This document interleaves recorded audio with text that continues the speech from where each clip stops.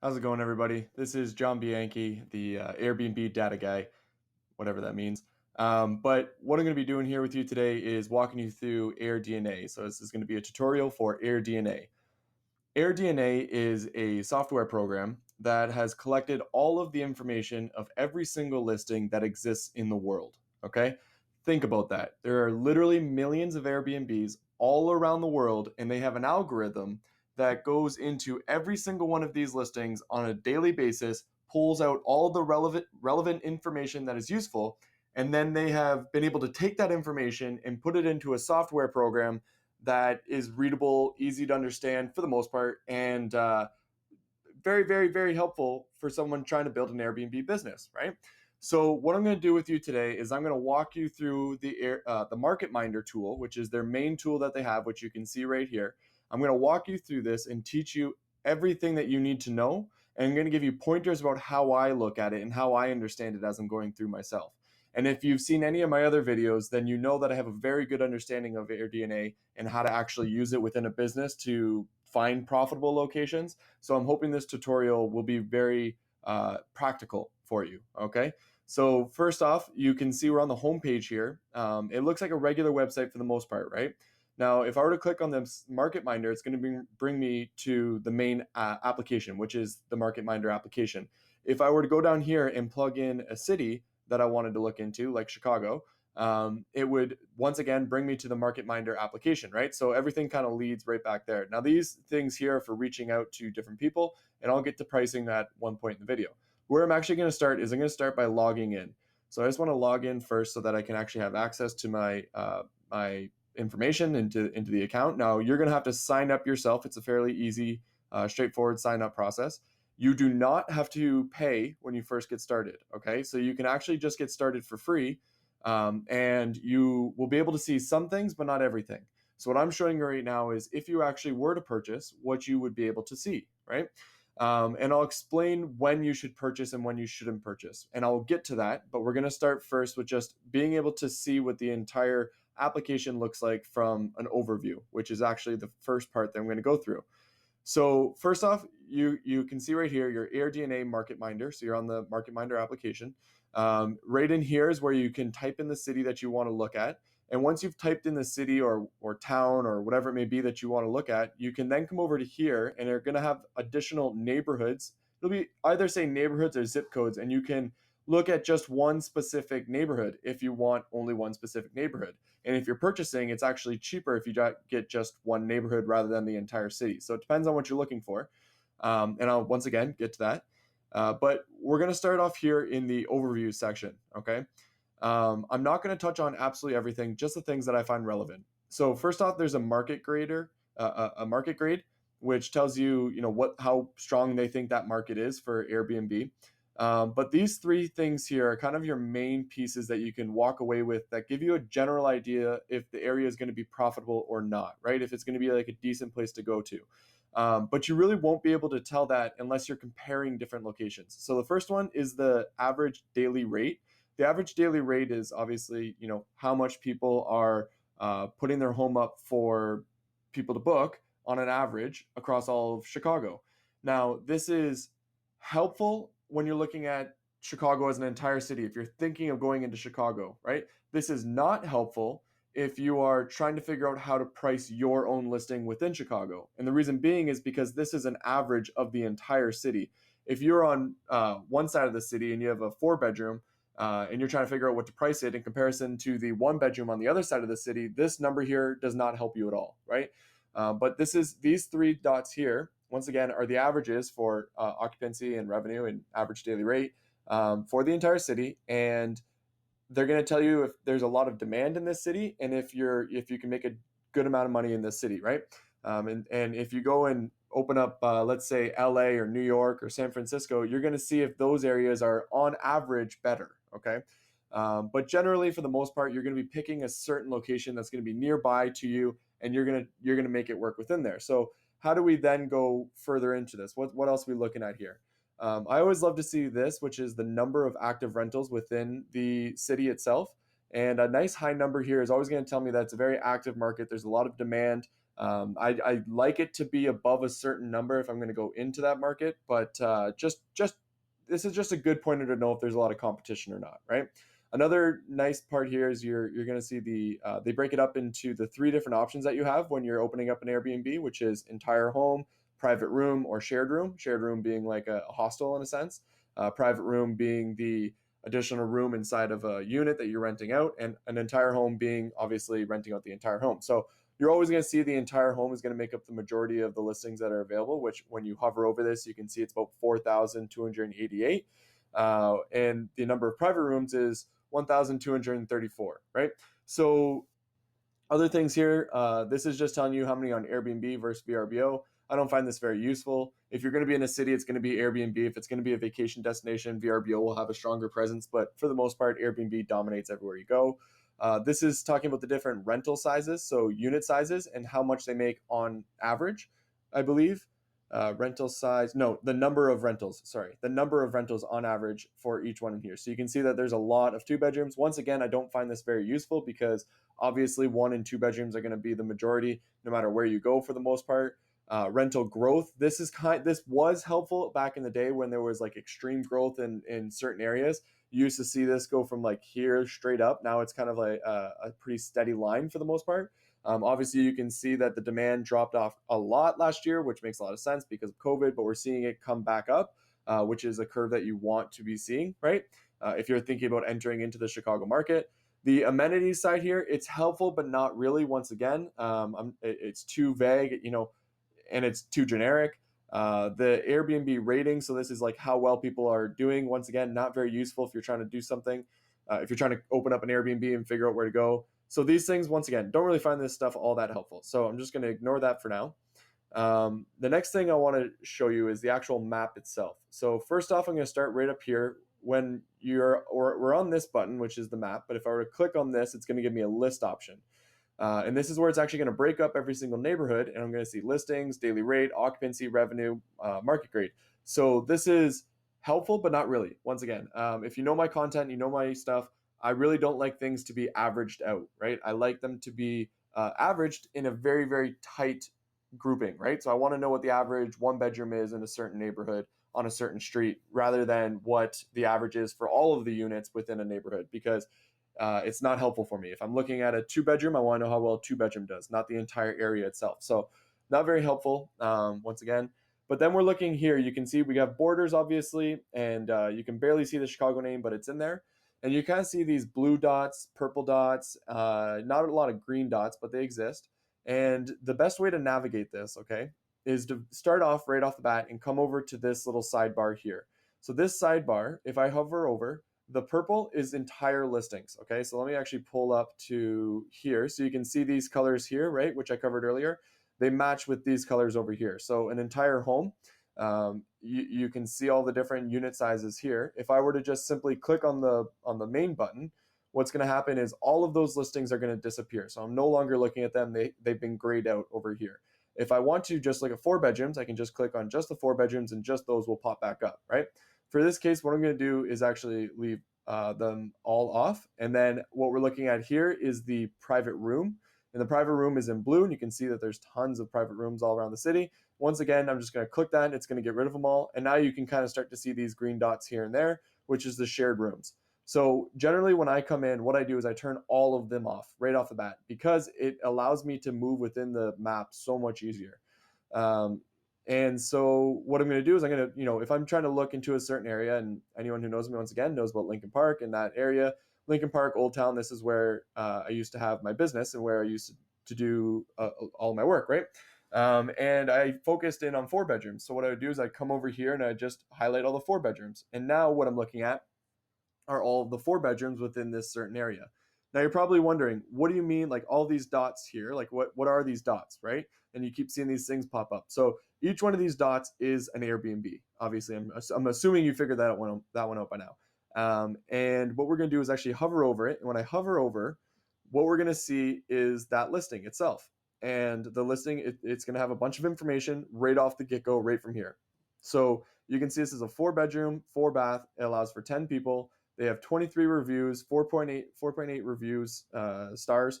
This is a Airbnb and VRBO, so they're on both. They've combined these. This is the name of it. If I were to click on this, it's actually going to pop open the listing. So I'm going to actually click that right now, but I'm going to jump back over here so we can keep going through. Then you can see it's a residential home, so they actually give that information, and then they say it's in the near north side neighborhood, so you know which range of neighborhoods that this falls in, right? Without having to try and figure it out by looking at the map. Now, the pieces that are really important here are going to be the days available. So let me explain this to you because this is probably one of the most important parts of the entire AirDNA's entire algorithm. This really should say days tracked. I hope AirDNA sees this and they do something about it. It should say days tracked because what this is the number of days that Airbnb has been tracking this specific listing. So as soon as you put an Airbnb online, AirDNA now picks that up and then they start to record your calendar and all of your information, right? So they're starting to track you. And the reason they do that is because they go in and they record your calendar. And if you have no bookings, so say you have no bookings for an entire month, and then you have all of your average daily rates, and you have your cleaning fees, and those are all in there.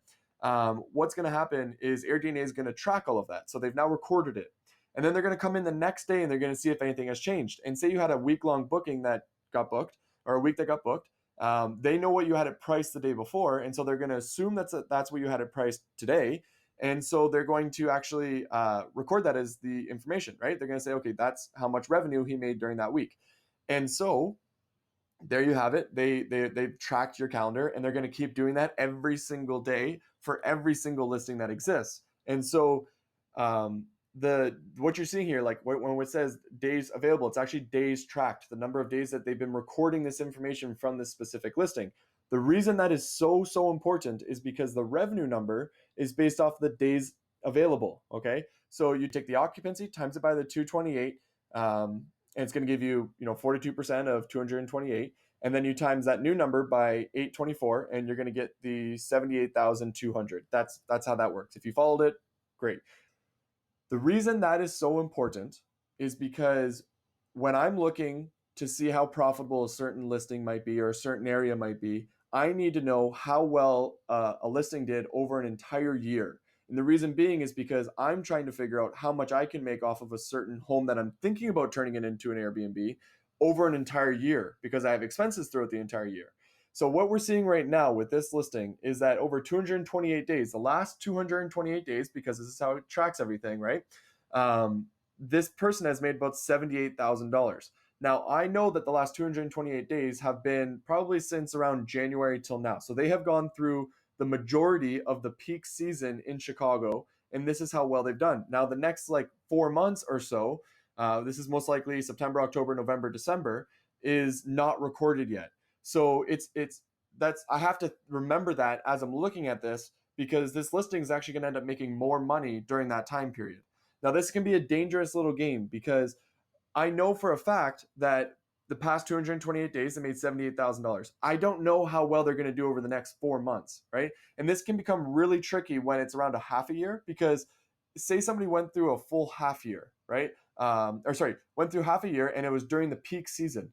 Well, I can't just take the average revenue number or their revenue number here and double it because that revenue number is based off of peak season and not slow season. And so if I were to double it, I'd be way off, right? And same with if I were to reverse that, if I were to go slow season to peak season, right? And so it's a very dangerous number when it's not over a certain number of days tracked. I keep saying days tracked, right? So when I'm looking at this data, I really like it to be over 300 days if I'm going to consider this to be a real revenue number, because over 300 days, you almost have that full year, right? And you always remember it's a past 300 days. So what's the next, 65 days, next 2 months? Okay, what are the next 2 months? Are they peak season, slow season? You can kind of figure out what they'll end up doing over a full year, right? So 300 days is where I kind of like to sit, and it gives me a good idea of what the annual revenue is going to be for that listing, and then I can run that up against the annual expenses that I can expect to have for that listing, right? And that's going to help me determine if I should open up a listing or not. So I went into a lot of detail there about the days available and the revenue, but it's very, very, very important because that's the main thing that you're going to be using when you're actually going through AirDNA are those 2 points. How long has it been tracked for? How much revenue are they making? Okay, because you're trying to figure out how much revenue can I make, and that revenue number right there is not accurate. Okay, this is only part of a year, so you could be getting the numbers wrong. So that's all the information that you get there, right? We're going to keep moving forward. And you can see, obviously, this is the listing, and you can actually go into the listing itself and try and learn as much as you possibly can about the listing, right? But we're going to stay, obviously, on AIRDNA. So that's what you're going to get. That's how you're kind of going to navigate this tool. I have an entire course about how to pull this data out and make sense of it and make it useful. And take action on it. You can also expand the entire list, the map, so you can get the full view. I'm not going to do that because you guys know how maps work for the most part by this point in our lives. So let's keep moving on. Now, overview is very helpful because it gives you the map, gives you all that information. The other things that AirDNA Market Minder tool has is occupancy. So you can actually go into the occupancy and see what it is for the entire location. Now, once again, not useful unless you make it very specific. So if you go entire home, you pick a certain number of bedrooms. So we're going to just look at, I'm going to keep it on 4 bedrooms once again. So we're just looking at 4 bedrooms. We're going to say in a range from 10 guests to 16 guests, right? Like what does that look like on occupancy levels? So we're seeing, we're just looking now, once again, sorry, let me make sense of this. Okay, we're looking at the historical occupancy rate. We have the entire, we can choose if we want entire home, private room, shared room. We can choose the number of bedrooms that we want, and we can choose how many guests we want to keep that range within, right? What that's going to do is going to narrow down the number of listings that we're actually looking at, which is 147. And then we can look at like who are the people that are doing the worst, so the bottom 25 percentile, the people doing, right in the medium, a little bit better, and then the top 90th percentile. Personally, I like to focus on the 90th percentile because I believe my listings fall within that range, but it's probably a safe bet to just stay within the 75% range and get an idea there. Now, have I ever used any of this information occupancy wise to try and figure out if I should go into this market or not? I haven't. I truly haven't, because I look for, you generally know if a city has high demand for vacation or not. Like it's either a vacation town or it's not a vacation town. It's a big city or it's not a big city, and it's fairly easy things to understand, and you don't really need to go too deep into it. And I feel the exact same way about the rates. Okay, so like you can come in here and kind of check out the rates. This is one way you can, like the daily rate. Okay, it works the exact same way. You figure out the bedroom size, number of guests, and you narrow it down, and it kind of gives you an idea of how much you should price it out for. But that's also not very accurate because it's doing the entire city again, right? And if you know it's a massive city, and there's so many different neighborhoods, and there's so many different there's high end neighborhoods, there's low end neighborhoods, there's a bunch of medium neighborhoods, and so you got to know your neighborhood and how much you should price for your neighborhood and not the entire city in general. So once again, I've never really used any of this. I don't find it extremely useful. And revenue is the exact same idea, guys. Once again, entire city, not everything, not specific to neighborhoods. So, and I want to just make sure, like, there's no way that I can pick. I guess you could pick a neighborhood in here and then come in here and focus in on just the units there. So that is one way that you could use it. Does that, if that makes sense to you? So you can actually come in here, pick a neighborhood, and then go into the revenue, and then the certain unit size, and then it's going to give you the information that's specific to that unit size and that revenue, in that revenue, because we're on the revenue. So that's one way that you can actually use this. I've never personally done that, but you can do that. Now, moving along, let's go to Smart Rates. Now, Smart Rates is a tool that AirDNA is currently building out, or sorry, it's brand new. They've just built it out. And what it's supposed to be doing, it's supposed to compete with price. It's a tool to price your Airbnb, right? To figure out how much your revenue should be. I'm trying to think of the other companies right now that do that as well, and I can't think of the names of them, so I'm just gonna not say them. I'm really bad with names. When I have to think of a name, it just doesn't come to my head, and it's a very annoying thing, but it is what it is. So anyways, we're just gonna look at the market rate section. So the market rate section, what it's going to do is give you an idea. Now I have a listing plugged into this. So the idea is it's supposed to tell you what you should list your property at. And as you can see, that's not happening. So I'm going to keep moving forward. Pacing is talking about future demand. Okay, so it works once again the exact same way. We're putting in the entire home, the unit size, and the number of guests that we're looking for. We have future demand analysis. So what are they expecting the demand to look like for Chicago? What is in the yellow? You can see was what is already booked, and what the medium booked rate was. So the blue is actually the rating itself. Once again, guys, these are tools I've never actually used myself because I don't find them extremely helpful. But you get the general idea of them. And the idea here is you can actually come right here, how to use this chart. You click on that and you'll get a video so you can actually watch. And that's what I recommend you doing if you do find yourself wanting to figure that out. Seasonality though, seasonality is one that I actually kind of enjoy use. I do like to use and the reason being is I want to know what my peak season and my slow season are going to be. If you've been in the game for a while, you understand the cash flow is very cyclical. I believe that's tough time saying that word. Very cyclical with this industry. So you make a bunch of money all at once, and you make nothing for quite a while, and it kind of keeps going that way. So if you're trying to move into different markets, maybe you want to find a market that is the opposite of the market that you've already been in.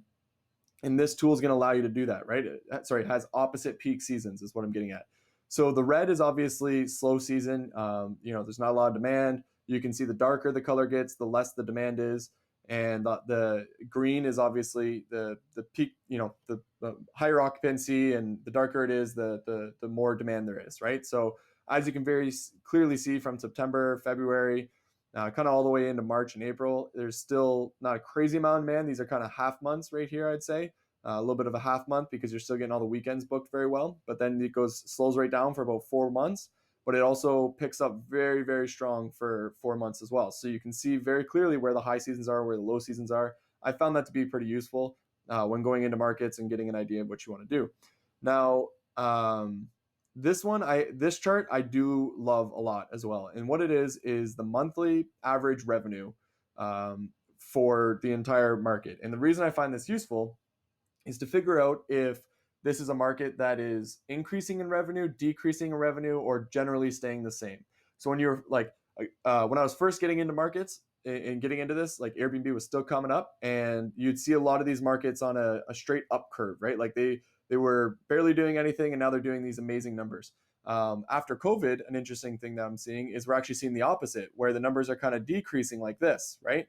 And the reason they're doing that is because, during COVID, a lot of people are going to these tourist destinations to get away from the cities. And so there's a lot of demand. And so everyone shot up their prices. And now it's kind of going back to normal. Now it's been a full year since then. And you can see the demand kind of going back down. I like to find obviously something that's going to be nice and consistent, but this is really useful to see this chart here to know what to expect, right? Obviously, the way that you would want to come in here is you can see all of the months down here. And if you hover over it, it's going to give you the average revenue on average for that month for all the listings. You can once again narrow it down, but I like to see the entire city for this one. And so, you come here and you can see this is June 2019, right? And you can see it made about almost 3,900. So when you come over to June 2021, you can see it actually, let's go to June 2020. You can see that it did 1,800. So a significant difference, right? Because that's COVID. And then let's go to June 2021, 36. We're almost back to completely normal than it was before. So it's great to see, right? You can even tell that these months have actually, July and August, have actually done better than they did in 2019. Obviously, 2020 hurt every single city. So, but that's really good to see. Like, so if I was thinking about going back in Chicago and wanted to open up listings, I'm like, okay, everything's back to normal. We're good to go. I don't need to worry about another COVID situation happening, hopefully. But that's what it's showing me there. Okay, very cool. So let's move on. The next one we're going to look at here is Rentalizer. This one is actually very helpful for sales. So what you would do here is you would type in an address. So let's go 1625 North Dayton Street, Chicago. This used to be one of my listings. This is not that listing. I somehow got pushed all the way to this, but so we'll just look at that. And what it's going to do is it's going to give you it's going to take the address. So you type in the address for the home that you're looking for. Oh, okay, perfect. So we actually were able to put that in. That's the photo because it's right beside a train track. You would put in the number of bedrooms, the number of bathrooms that you had, and how many guests you were thinking of or that you could host, right? And you update it. And then what it's going to give you is a projection of what the annual revenue could be, what the average daily rate would be, and what the occupancy would be. What I'm most curious about is the revenue. So it gives you a projection of what the average revenue is going to be. And this is based off of all the other properties that they are within that surrounding area and how well they're doing, right? Now I'm telling you right now, this number is almost always going to be off. This is actually off by $22,000, okay? $22,000, which is all of your profit that you would end up making. But once again, these are the past 300 days, 365 days that these listings that it's being compared off of, and that was through COVID time, okay? So just keep that in mind. You can get a financial calculator in here, which allows you to put the your rental revenue plus your purchase price of the actual property, and it'll give you some quick predictions. That's actually fairly new, which is very cool to see. And then you have your revenue forecast, so how you're actually going to do on a month-to-month basis. Now, we were kind of already looking at that before, but this gives you a quick look at, where's my peak season? Okay, I can see it there. Where's my down season? Okay, I see it there, and it helps you know what to get yourself into. What it also does is actually pull up other comparable listings within the area so that you can review them to see how yours will stack up against them. Okay, and who you're going in direct competition with. I can speak a lot on that, but I'm not going to. So that's very helpful. The next thing we want to go into here is the top properties. So top properties, this is going to be all of Chicago once again. You can obviously narrow it down, which is really nice that they have this feature on almost everything. So you want to really narrow things down, you can do that. And what you're going to be looking at are all of the top properties, the ones that make the most amount of money throughout the entire year. Now, here's another little tip that I'm going to give you as I'm going through this, because this is something that I absolutely hate about AIRDNA. It's one of their biggest mistakes. Is this listing right here is being shown in top properties. So somebody who doesn't know anything is going to come in here and going to see all of these amazing, $300,000, 232, like all these people doing super, super well, right? They're going to think, wow, I can come here and do the exact same thing. The issue is that that's actually inaccurate. So this one here is saying that it made $339,000 over the past however many days, but it only has 8 reviews. And if you're a full-time Airbnber, you know that a listing does not get 8 reviews and make $300,000 over an entire year. It's not how the business works, right? You get about 2 reviews on average for every single month. So if you want somebody who's been up for an entire year, they should have over 20 reviews, right? And to only see 8, there's multiple different reasons why that would be. But I need you to keep that in mind when you're looking at these listings and go, okay, that's probably fake. Even this one here, 35, I wouldn't feel very confident about that as well. I'm not going to get into why that might be. I will explain quickly. This is most likely a listing that is a conjunction of a few different listings. So this is probably a whole building, right? And the person is listing out each different unit in that building on Airbnb. So maybe there's 3 different buildings or 3 different units within the building, and they're all different Airbnbs. And then he's got one listing that covers all of the units themselves. So if a big party wants to rent out the entire building, they can do that.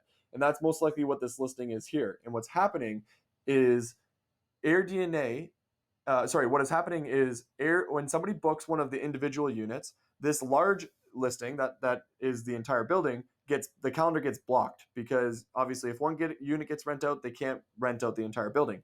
And so the calendar gets blocked. And what's happening when that gets blocked, AirDNA thinks they got booked. And obviously if you have an entire building, your prices are going to be very high.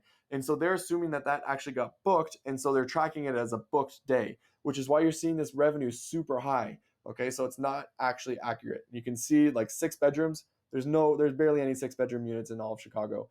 5 bedrooms, like it isn't the case. I can tell you that right now on all of those. This one, maybe, okay, with the 61 reviews, maybe, but it's through VRBO, so I'm not as confident. But you can see that a lot. So anyways, these are the top properties. Be very wary of these, like 5, 9, 24, 22. It's not what you think it is, okay? Now the last thing here is that, or second last thing is that you have the market comparison. So you can actually compare the different markets.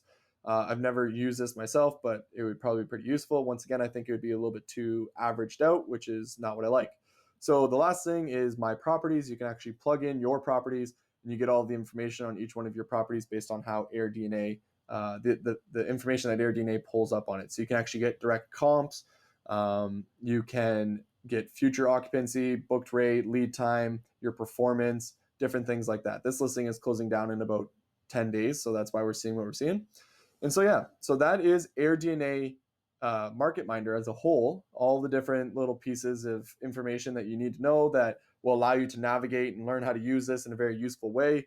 Once again, you can sign up for free. So if you sign up for free, you're good to go. But if you want to actually be able to see everything, okay, so what's going to happen is if you don't have an account, you're not going to be able to see the occupancy or the revenue. And the reason they do that is because that's the most important information is mainly the revenue. And if you have the occupancy, you can do the math to figure out the revenue. So they have to hide both of them. But the revenue is the most important part without a doubt. And so that is hidden, right? And there's some other tools along the side and features that you can't use. Actually, mostly you can just use this if you have the free account. Everything else is pretty well blocked off for you. So what does the pricing look like? Now, I'm not sure exactly where this is going to bring me, but because I already have the entire area, yeah, so let's go with this. Let's just do it this way. So if you buy an entire city, so if you were to come here and buy an entire city, it's going to cost you about 95, just under $100 on a monthly basis. If you buy it for the entire year, you save some money, but not a crazy amount of money. You save like, I think it's like 20, 30, 40%, something like that. If you buy it for the entire year, right? And that's if you buy a city, a town, something along those lines. It depends. They go based off of size, right? So every larger size is going to be about $100 throughout the entire year.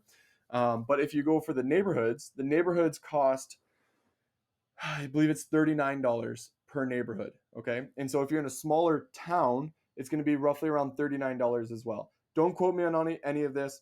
Just go and go into AIRDNA, look it up for yourself, try and figure it out. Their pricing changes quite a bit. You can even see right here. No, I don't mean like they don't not constantly changing their pricing. It's just their pricing is different for different areas. And so I don't want to give a statement for what it is for everything, right? I just want you to go in and try and figure it out for yourself.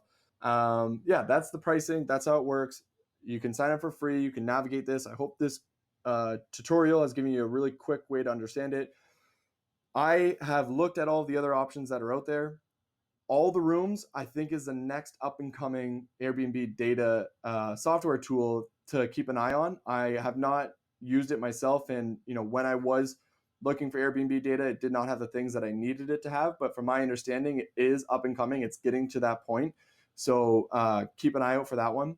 Mashvisor is just an absolutely difficult, terrible tool to use from my experience when I used it. Mind you, that was about 2 years ago, so maybe they've updated it and made it a little bit better. And from my understanding, there's a couple other ones out there as well. But I think AirDNA is probably the best one and the most useful one, and the one that I enjoy using the most, and the one that I recommend to everybody to use as well. So, plus, the guy who the CEO, and I can't remember his name because I'm terrible with names. What I already mentioned. I read his book, and his book actually really helped me get started with Airbnb. So I recommend that as well. And the last thing I'll say is that I do have an affiliate marketing with AirDNA. So if you are interested and want to sign up, there's going to be a link down below. You can use that link. It's going to allow you to open up an account. You can get on here, and it'll just give me a little referral fee for making this video for you. So I would obviously appreciate that. Anyways, like and subscribe. I always feel so fucking weird saying that. I hope you guys enjoyed this video, and get at it. All right. Talk to you later, guys.